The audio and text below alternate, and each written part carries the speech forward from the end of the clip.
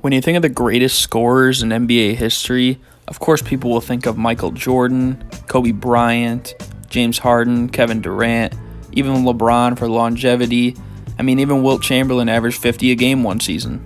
But another person that doesn't really get talked about too much as one of the greatest scorers in NBA history is Pete Maravich.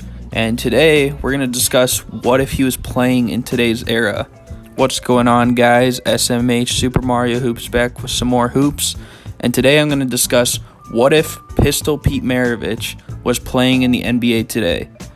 Now, I found this article by Sports History Weekly that basically sums it all up, and I'm going to read you guys the article, and then I'm going to give you my thoughts on it and what I think is just insane about this.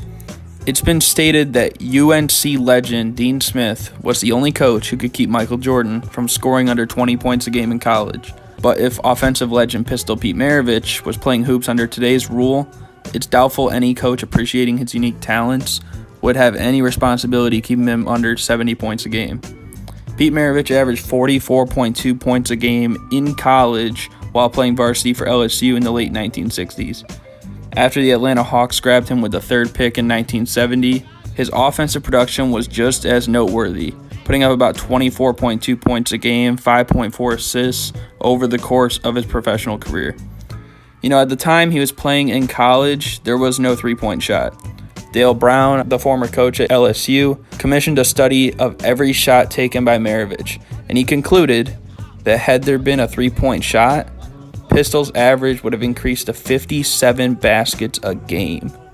It could be higher, as even more of the shots could have been taken from behind the arc, but it's impossible to know without the boundary of the floor and the referees tossing both arms in the air. But then again, it could have been lower, so let's stick with 57 as the point of reference. Bob Carter from ESPN wrote, he loved gunning from long range, and if there was a 50% bonus, you can bet there would have been fewer drives and more three-pointers by Maravich. Every time he drove, he risked getting smacked around by big men in the paint. At 6'5", Maravich was a huge point guard. Some of the starting centers in this era, like Wes Unseld of the Bullets and even Chuck Hayes in the 2000s, matched his size. Maravich, therefore, had a major advantage in height over those guys trying to cover him, making it easier to get more tosses from distance. There was also not a shot clock back then, which means that Maravich would launch more balls in the air today. Now remember, the shot clock was instituted to increase scoring. When basketball king Julius Erving, aka Dr. J, played briefly with Maravich in Atlanta, he stated that he was the most skilled player he'd ever seen on the court.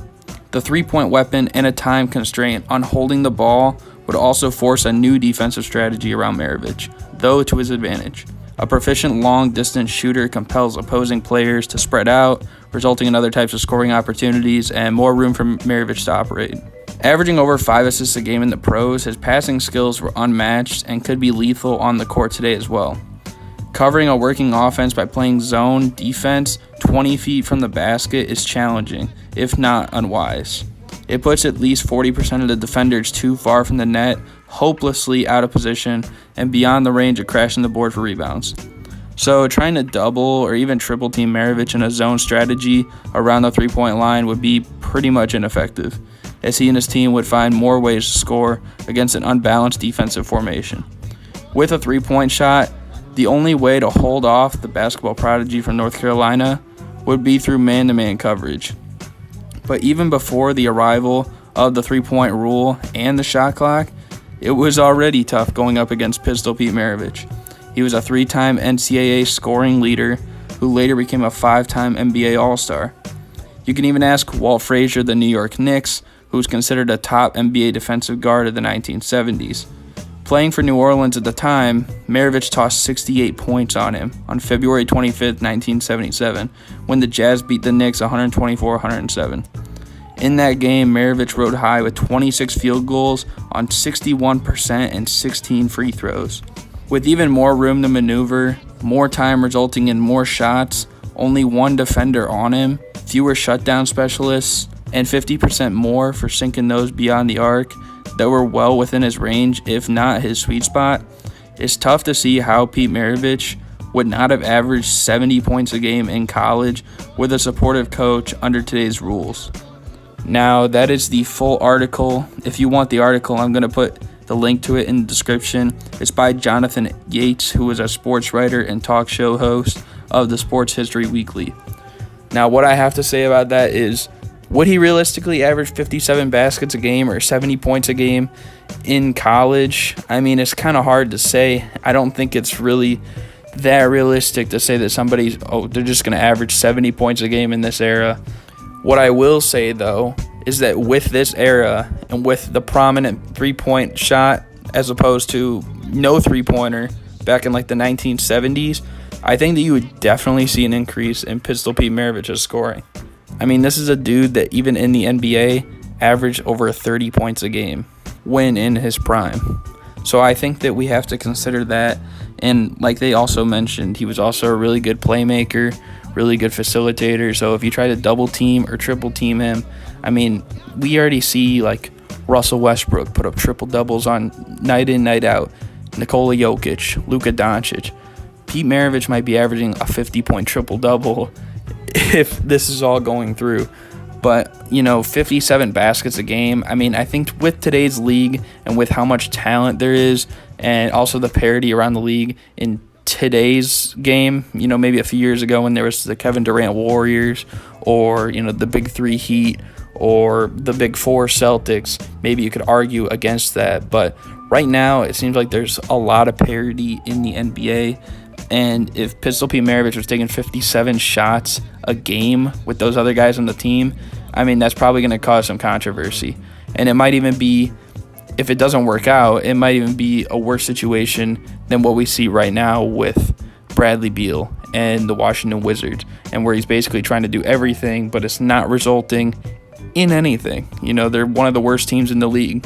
But what I will say is that Pistol Pete Maravich, he definitely likes shooting those shots from deep, and I definitely agree with the point where if there was a bonus for shooting longer shots, he would take much more of those. I mean, you guys can find as much as you can on, YouTube or, these other sources to see how Pistol Pete Maravich played the game of basketball. There's some highlights of him on YouTube, but a lot of the shots that he took, a lot of them were from deep range. So I think that he would have no problem adjusting to the way guys like Steph Curry or Klay Thompson or James Harden or Damian Lillard, even Trae Young, like how those guys play right now. And another thing that we have to consider is that, Pete Maravich, he never really had that much success in the NBA, but I think that in this era right now, it's not even like you need to be a great defender for a guard. I mean, you think of some of the best guards in the league, or the best point guards at least.